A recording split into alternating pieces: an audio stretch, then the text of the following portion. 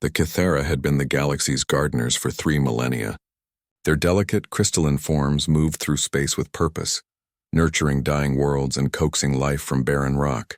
They asked for nothing in return, only the chance to see another species take its first breath among the stars. Commander Elena Vasquez studied the tactical display aboard the UES Defiance. Her jaw clenched as she watched the evacuation fleets retreating. The Zephyrians had been the first to leave, their sleek vessels disappearing into hyperspace without so much as a farewell transmission. The Mantari Collective followed 12 hours later, their hive mind apparently deciding that the Kythera weren't worth the risk. Even the proud Valorian Empire, who claimed honor above all else, had quietly withdrawn their battlecruisers during the night cycle.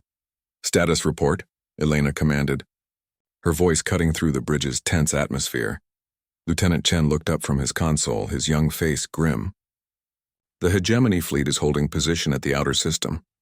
237 dreadnoughts, countless support vessels.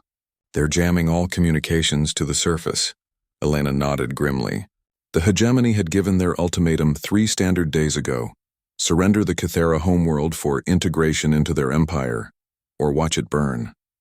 Every species in the Galactic Council had debated, deliberated, and ultimately chosen self-preservation over justice. The Kythera, with their pacifist nature, couldn't even defend themselves. "And our fleet?" Elena asked, though she already knew the answer would be inadequate. 43 vessels, ma'am. The Defiance, 2 other heavy cruisers, 18 destroyers, and 22 frigates.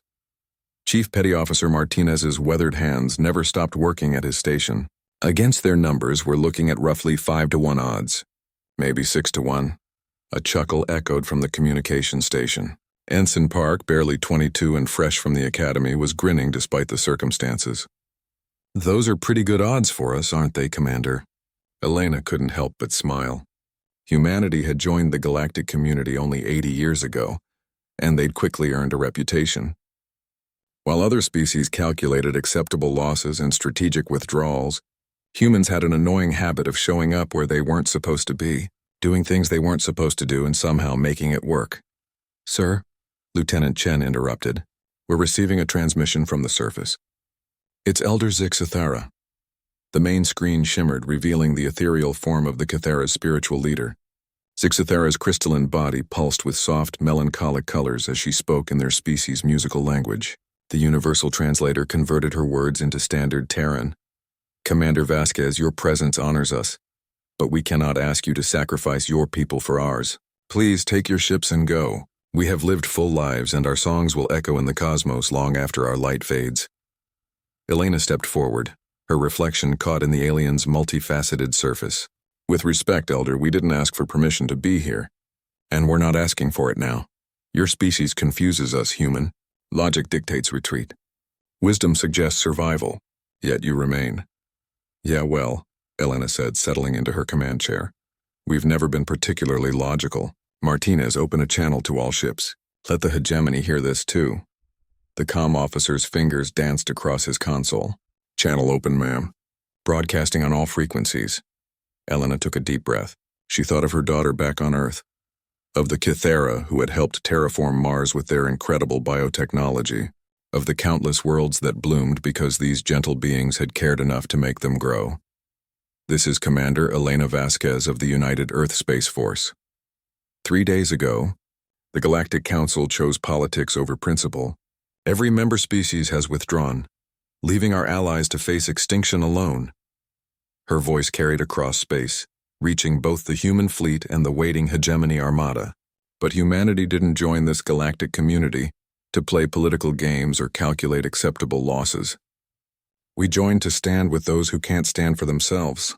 She paused, watching the tactical display where the Hegemony fleet was stirring, realigning their formations. "So here's our message to the Hegemony, and to anyone else listening. The Kythera have spent 3,000 years making this galaxy a better place. They've asked for nothing and given everything. Today they're not dying alone. Not on our watch. Not on our time." The channel crackled with responses from the human fleet.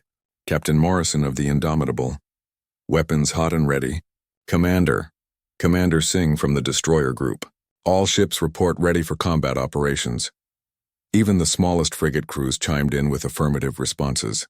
Elena smiled grimly as she watched the hegemony fleet begin its approach. The odds were impossible, the enemy overwhelming, but somewhere in the back of her mind, she could almost hear her old drill instructor's voice. Impossible just means nobody's tried hard enough yet. All ships, this is Defiance, she announced. Remember, we're not here to win pretty. We're here to make them pay for every meter of space, every second of time. Make them remember that when humanity gives its word, that word means something. The first hegemony dreadnought opened fire, its energy beams lancing through the void toward the small human fleet. Elena gripped her chair's armrests as the ship shuddered under defensive fire. Return fire, she ordered calmly, and send a message to Earth Command. Tell them the 43rd Fleet sends its regards. As space erupted in brilliant explosions and streaking weapons fire, Elena Vasquez allowed herself one last thought of home. Then she focused on the battle ahead, where 43 human ships prepared to show the galaxy what impossible really meant. The Kythera watched from their crystal cities below, their harmonious song shifting to something that sounded almost like hope.